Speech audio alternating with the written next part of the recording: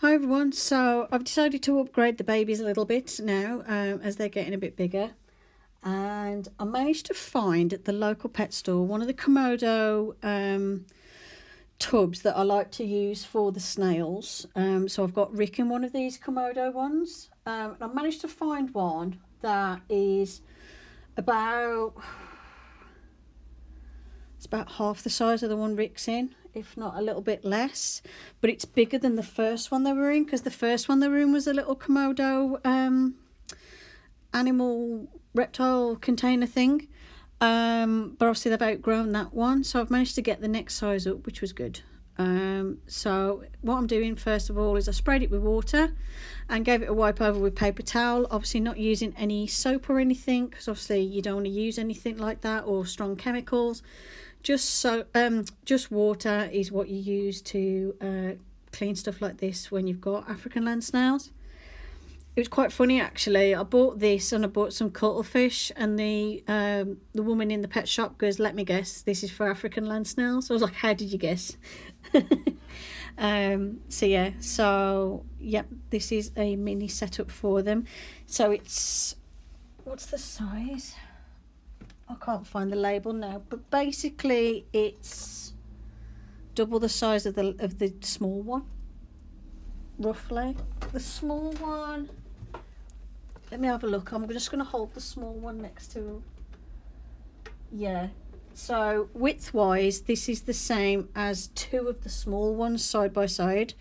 So it's going to give them double the space, but at the same time the floor area is about the same size as the grow out tub they were in.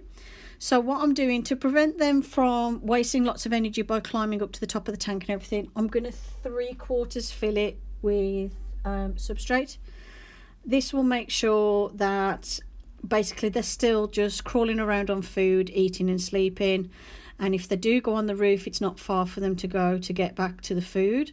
Because that was the whole point, putting them in the grow out tub, was so that they could have space to wander around, but not too far away from food, so they waste energy that they don't need to waste. Because obviously the idea with the babies is you want them to grow and not waste loads of energy just trying to find the food.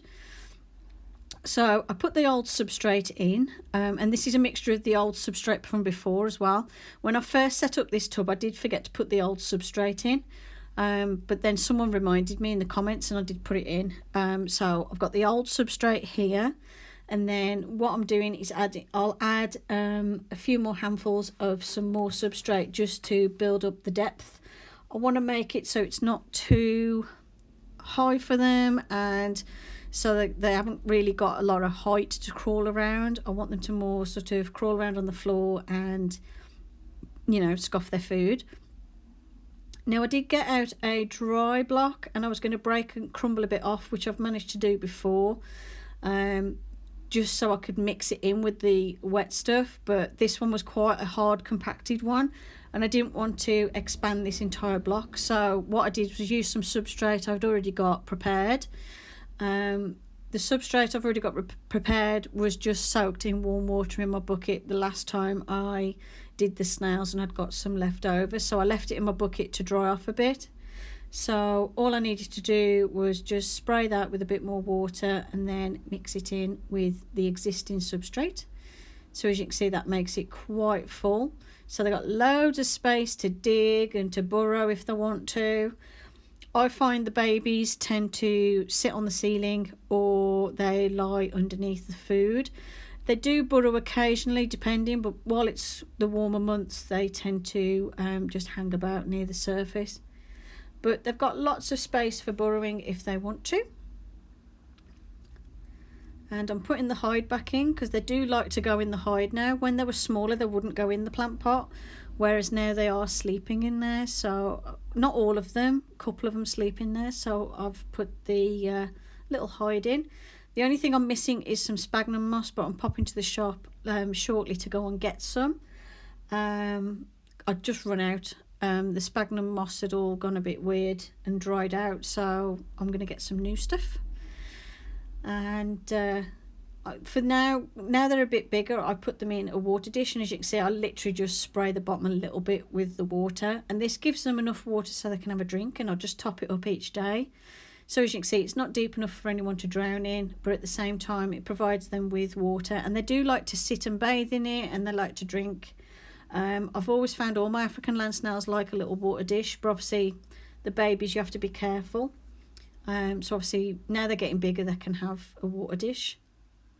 And you'll see I'll put some food as well in there, so it's not like it's on its own. Like I use the food as a way they can climb in and out or reach over and get the water, which you'll see me doing a bit. So first of all, I'm putting in some cuttlefish, and I put in a new calcium biscuit because they do still quite like the calcium biscuits.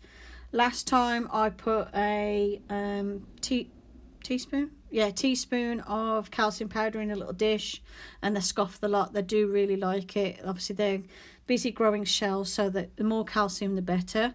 I will put another calcium biscuit in, I've just got to make some more, but they have started to gnaw quite well on the cuttlefish bone, so I know they've got plenty of calcium for now, but I do like to give them 2 calcium biscuits. And I've put in some leftover mixed salad, and they do quite like this. And obviously I know some lettuce is not ideal, but I do mix this in with lots of other nutritious veggies, so I let them have the odd bit of lettuce. And then what I'm doing here is I've just popped to go and get some mango, because today is mango day.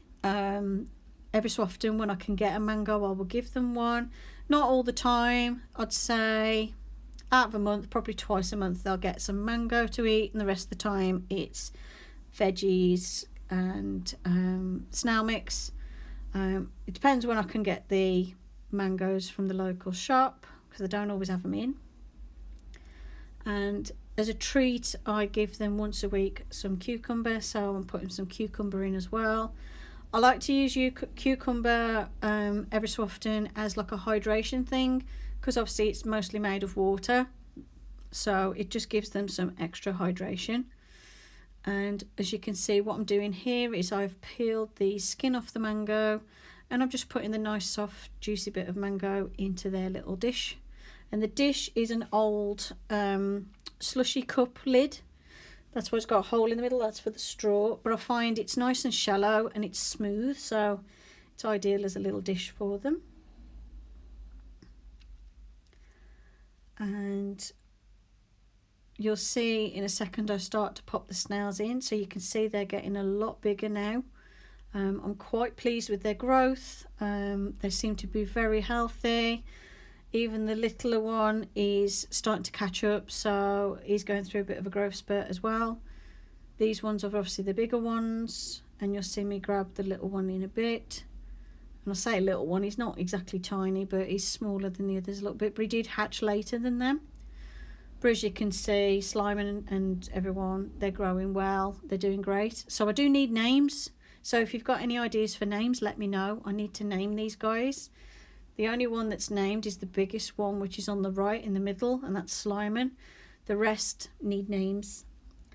As you can see, they are quite interested in the mango. They have had mango before and they do like it. Their absolute favourite though is the snail mix, and they do like the carrot and cabbage mash that I made. I did put some slices of carrot in there for them to munch, but they do prefer mashed carrot and eat more when it's mashed up. But I just thought I'd put a bit in so they can have a bit of a nibble, and then tomorrow they'll have some more carrot mash.